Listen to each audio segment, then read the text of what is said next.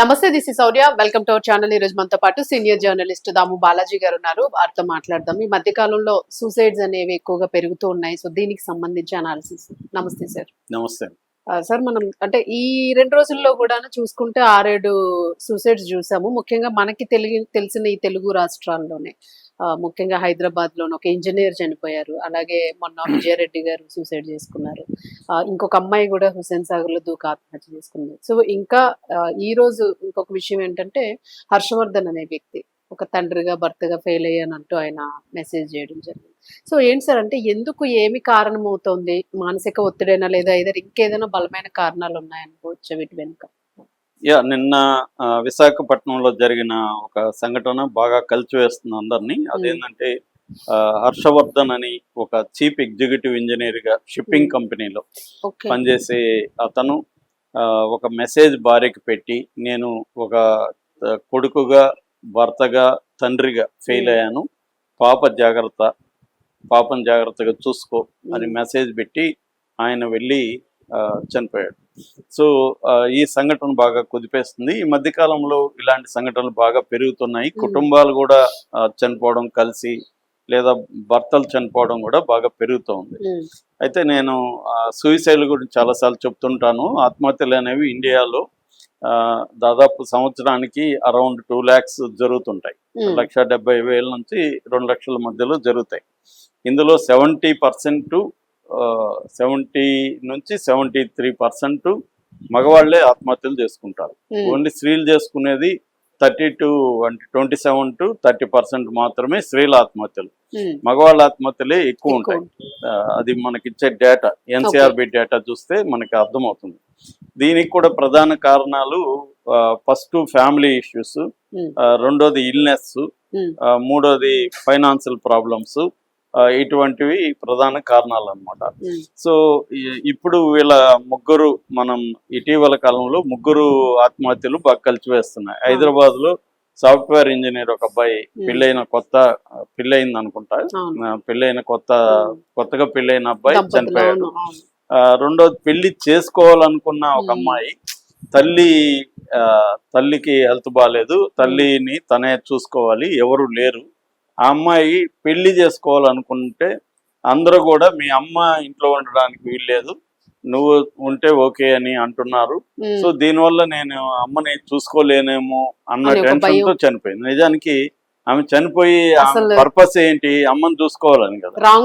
Wrong అంటే mind అలా, ఆమెకి రీజనింగ్ పనిచేయదు. ఇలాంటి వాళ్ళకి రీజనింగ్ ఏంటి? మామూలుగా అయితే ఇప్పుడు ఆమె చనిపోతే మరి అమ్మని ఎవరు చూసుకుంటారు? అది కదా ఇంపార్టెంట్. అమ్మని చూసుకోలేమనే టెన్షన్ తో చనిపోతే ఇప్పుడు ఆవిడ ఇంకా సిక్ అయిపోతారు, అమ్మ ఇంకా ఇదైపోతుంది కదా. సో అంటే ఆమె ఆ టెన్షన్ ని ఏం చేయాలి, ఎలా రిజాల్వ్ చేసుకోవాలి?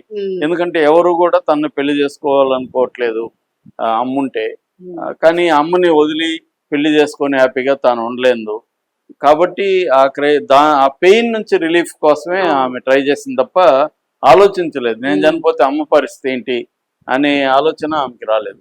ఆమె వెళ్ళి దీంట్లో హుస్సేన్ సాగర్ లో దూకి, అది కూడా సెర్చ్ చేసింది నెట్ లో, ఎలా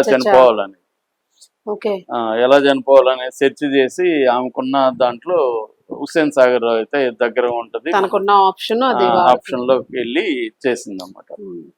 ఇప్పుడు ఈ హర్షవర్ధన్ ఎందుకు చనిపోయాడు వైజాగ్ లో అంటే, ప్రధాన కారణం నిజానికి బయటకు చూస్తే హ్యాపీ ఫ్యామిలీ వీళ్ళది. యాక్చువల్ గా ఈ హర్షవర్ధన్ ది చిత్తూరు జిల్లా కాణిపాకం దగ్గర బొమ్మ సముద్రం.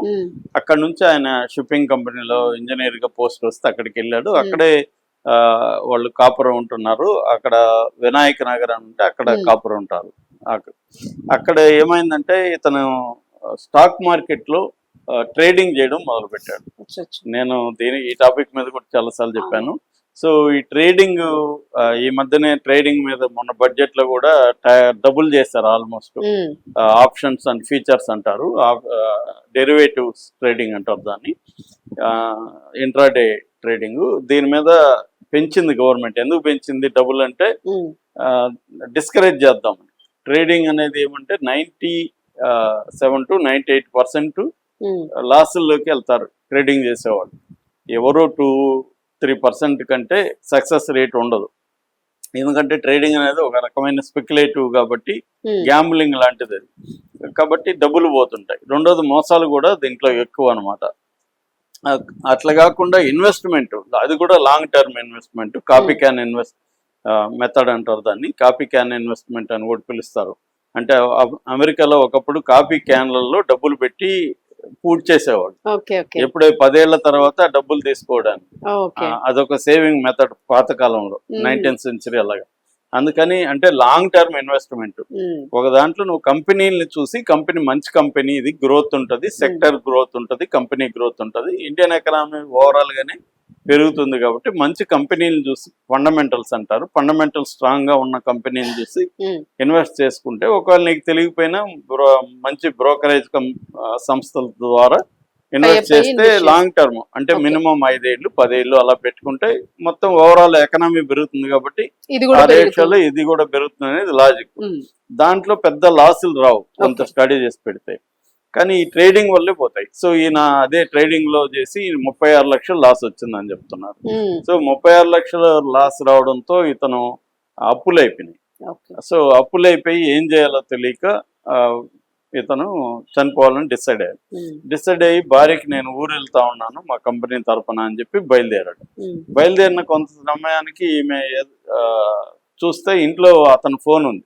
అరే ఫోన్ వదిలేసి వెళ్ళిపోయాడే అని చెప్పి ఫోన్ తీసుకుని అతనికి ఇవ్వడానికి వెనక బయలుదేరదామని ఫోన్ తీసుకుంటే ఫోన్ లో ఒక మెసేజ్ కనబడింది.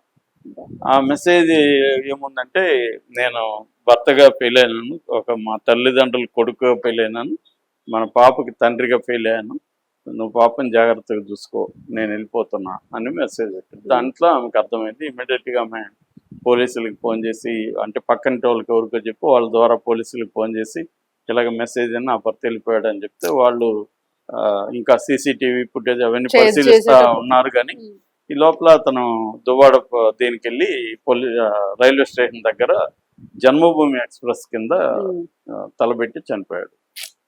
సో అంటే ఇక్కడ ఏంటంటే ఫైనాన్షియల్ ప్రాబ్లమ్స్, నేను ఇందాక చెప్పిన కారణాలలో family problems, health, financial problems, ఇవి ప్రధాన కారణాలుగా మగవాళ్ళ ఆత్మహత్యలకి ఇండియాలో ఉందన్నమాట. సో మనకి ఈ మధ్య కాలంలో కనబడేది ఎక్కువగా ఫైనాన్షియల్ ప్రాబ్లమ్సే కనబడుతున్నాయి భర్తల ఆత్మహత్యలకు సంబంధించి. ఇప్పుడు వీళ్ళందరూ కూడా చనిపోయిన, ఇప్పుడైతే ఒక అందులో మనం చెప్పుకున్న ముగ్గురులో ఒక అమ్మాయి ఉంది. ఆ అమ్మాయిది ఒక different health and social 2 angles ఉన్నాయి అమ్మాయి. ఎందుకంటే అబ్బాయిలు పెళ్లి చేసుకోవాలి కానీ మీ ఈ ఇలాంటి తల్లి మాకు వద్దనేది అబ్బాయిల వైపు.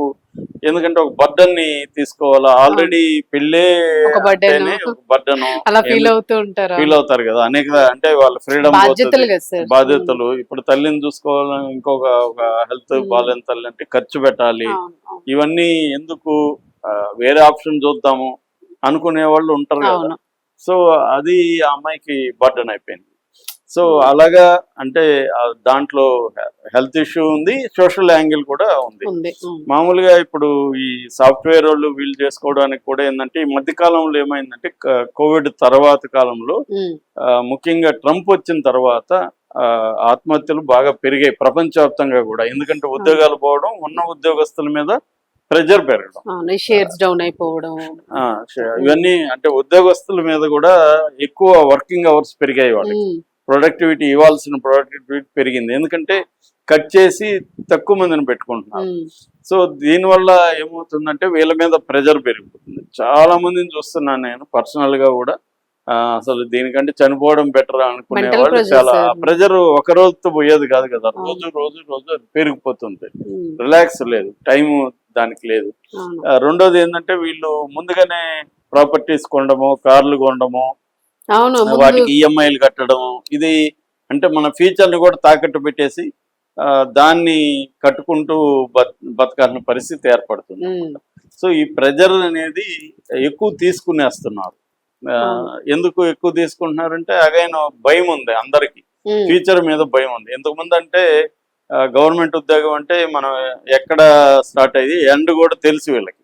ఇవాళ ఏ జాబ్ లో చేరినా నెక్స్ట్ ఏంటి తెలియదు, ఇది ఎన్ని రోజులు ఉంటుందో ఏంటో తెలియదు. అందుకని ముందుగానే సేవ్ చేసుకోవాలి, ప్రాపర్టీస్ పెట్టుకోవాలి. ఇవి ఇంత ముందులాగా సింపుల్ లైఫ్ ఎవరికి లేదు. లేదు, సో లగ్జరీ అందరూ. ఎంత డబ్బు వచ్చినా సరిపోదు. సో ఈ అవును. ప్రెజర్ అనేది అందరికి పెరుగుతుంది. ఇది మామూలు వాళ్ళ దగ్గర నుంచి మొన్న కాన్ఫిడెంట్ గ్రూప్ సిఏ జాయ్ అని ఆయన కూడా చైర్మన్, ఆయన కూడా ప్రెజర్ తోనే చనిపోయాడు. సో ఈ ప్రెజర్ ని డీల్ చేయడం అనే దగ్గరే ఇప్పుడు అందరూ ఫీల్ అవుతున్నారు. ఇక్కడే సైకాలజిస్టుల అవసరం ఉంటది, కానీ ఎవరు సైకాలజిస్టుల దగ్గరికి పోయి ప్రెజర్ ని మాట్లాడి చేసే పరిస్థితి లేదు. దానికంటే ఇది షార్ట్ కట్ మెథడ్, చనిపోదాం అనే దగ్గర పర్మనెంట్ సొల్యూషన్ అన్నట్టు సో అట్లాగే ఇప్పుడు తనకి మంచి ఉద్యోగం ఉంది, 36 lakhs అప్పు అనేది అతను కరెక్ట్ గా డీల్ చేస్తే ఆ 36 అనేది 20కో 20కో తగ్గించచ్చు. మాట్లాడితే ఓపెన్ ఫేస్ చేయాలి ప్రాబ్లం. అతను ఫేస్ చేయకుండా ఎస్కేప్ చేసి ఇప్పుడు కూతురు భార్య ఇద్దరు సఫర్ అవుతారు. లైఫ్ లాంగ్ వాళ్ళకి అది ఒక హాంటింగ్ ట్రామా లాగా మిగిలిపోతుంది. సపోర్ట్ కూడా పోతుంది ఖచ్చితంగా. Thank you.